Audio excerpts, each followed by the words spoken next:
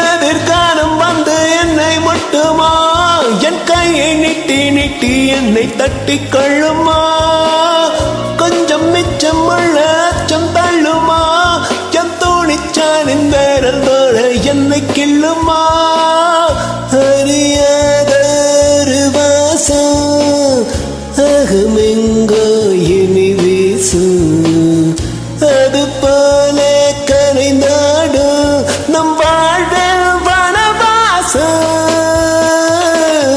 கதை கொஞ்சம் கற்று கொஞ்சம் செத்துக்கொண்டே சொல்லும் நேரம் தூரமெல்லாம்